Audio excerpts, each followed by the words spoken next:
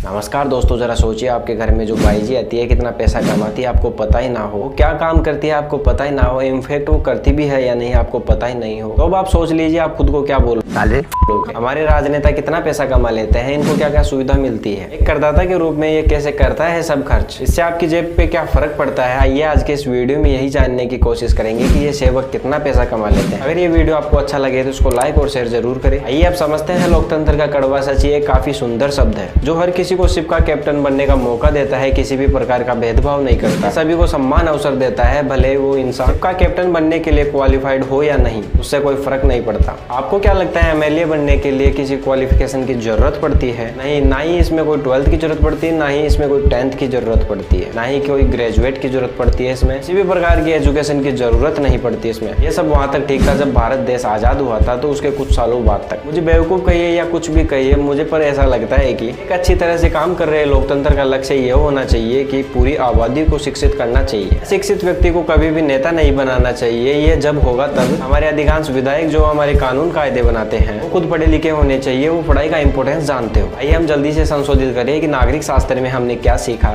इसमें दो तरह का लोकतंत्र होता है, जो एक प्रत्यक्ष लोकतंत्र होता है उसमें लोग सीधा अपने हेड ऑफ स्टेट को चुनते हैं, फॉर एग्जाम्पल स्विट्जरलैंड। और दूसरा लोकतंत्र अप्रत्यक्ष लोकतंत्र होता है, जहाँ लोग पार्लियामेंट रिप्रेजेंटेटिव्स को चुनते हैं। सिमिलरली स्टेट लेवल पर लोग विधानसभा के सदस्य चुनते हैं, तो फिर वो मिलकर अपना चीफ मिनिस्टर चुनते हैं। भारत एक अप्रत्यक्ष लोकतंत्र में आता है, जहां आप खुद ये डिसाइड नहीं कर सकते कि यहाँ इस देश का प्रधानमंत्री कौन बनेगा, लेकिन आप डिसाइड ये करते हैं कि आपके एरिया की प्रॉब्लम्स को विधानसभा या लोकसभा तक कौन पहुंचाए। अबे जल्दी बोल, कल सुबह पनवेल निकलना है। अब फोकस करते हैं सैलरीज पर। एमपी की सैलरी, एमएलए की सैलरी, प्रेसिडेंट की सैलरी और प्राइम मिनिस्टर की सैलरी। हमें लगता था कि सैलरीज में कोई लॉजिक होगा, जितनी रिस्पॉन्सिबिलिटी होगी उतनी ही सैलरी बढ़ेगी, लेकिन लॉजिक और सैलरी एक दूसरे से बहुत दूर है। हर स्टेट के एमएलए की सैलरी अलग अलग होती है, उनमें भी अलग अलग कंपोनेंट होते हैं। सबसे पहले आती है बेसिक सैलरी और दूसरे नंबर पर कॉन्स्टिट्यूएंसी अलाउंस, यानी कि आपके एमएलए को एक बहुत बड़ा एरिया कवर करना होता है, जिसे कहते हैं कॉन्स्टिट्यूएंसी। तो उन्हें एक जगह से दूसरी जगह मूव करना पड़ता है। इसमें जो भी खर्चा होता है ये खर्चा भी उन्हें प्रोवाइड करवाया जाता है। वैसे कन्वेम अलाउंस और टेलीफोन अलाउंस भी होता है। प्लस एक एमएलए इतना सारा काम थोड़ी संभाल सकता है, उन्हें सेक्रेटरीज भी रखना पड़ता है, उनका अलाउंस भी अलग अलग होता है। ऐसे करके बेसिक सैलरीज पर कई प्रकार के अलाउंस लगाकर एक अच्छा खासा पैकेज एमएलए के लिए तैयार होता है। कुछ समय पहले दिल्ली के एमएलए की सैलरी बढ़ी, सैलरीज 12,000 से 30,000 के आसपास हुई और इसके साथ सारे अलाउंस भी बढ़ेंगे। ये तो बात हुई सिर्फ एमएलए की। अगर कोई एमएलए मिनिस्टर बन जाता है उनकी सैलरीज भी बढ़ती है। आपको जलन होगी कि आप एमएलए नहीं, बुरा लगता है भाई।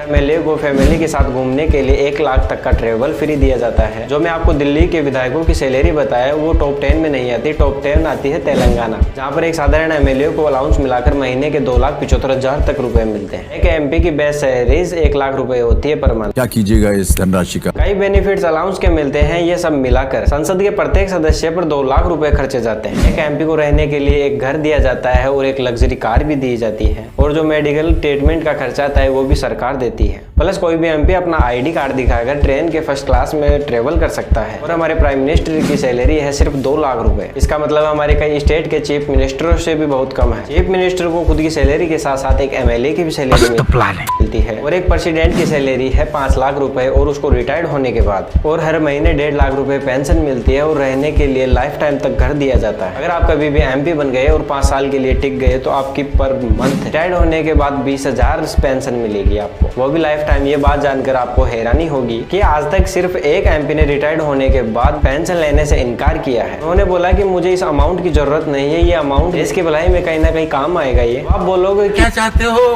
कहना यह चाहता हूँ कि आज के टाइम हर एमपी और हर मिनिस्टर की सैलरी इन्फ्लेशन के हिसाब से एडजस्ट होती है, और हर 5 साल के बाद एक नया एमपी आता है तो उनकी सैलरी बढ़ती है, यानी कि इन्फ्लेशन का इम्पैक्ट हमारे लीडर्स पर नहीं पड़ता। ये सेम लॉजिक हर सिटीजन पर लागू होता है जो लोग इस देश को चलाने के लिए पैसे देते हैं, यानी कि टैक्स। आप और मैं, क्या उन्हें सेम फैसिलिटी मिलती है? एक भारतीय दार्शनिक ने एक बहुत ही अच्छी बात मम्मी साडा कुत्ता कुत्ता बोली है, क्या करे देश छोड़ दे या फिर माइक में बोले कि इस देश का कुछ नहीं हो सकता। लेकिन कॉलेज में जो 75% अटेंडेंस कंपलसरी है, अगर ये पूरी ना हो तो पनिशमेंट मिलती है। तो पार्लियामेंट में क्यों नहीं? अगर पार्लियामेंट में डेली आने का अलाउंस मिलता है तो पार्लियामेंट में न आने पर पैसे काटने चाहिए। मैं आपकी क्या राय कमेंट बॉक्स में मुझे लिखकर जरूर बताइए, और ये वीडियो अच्छा लगा है तो इसको लाइक करना ना भूलें, और चैनल पे नए हो तो चैनल को सब्सक्राइब जरूर कर ले। मिलते हैं नेक्स्ट वीडियो में। जय जवान जय किसान।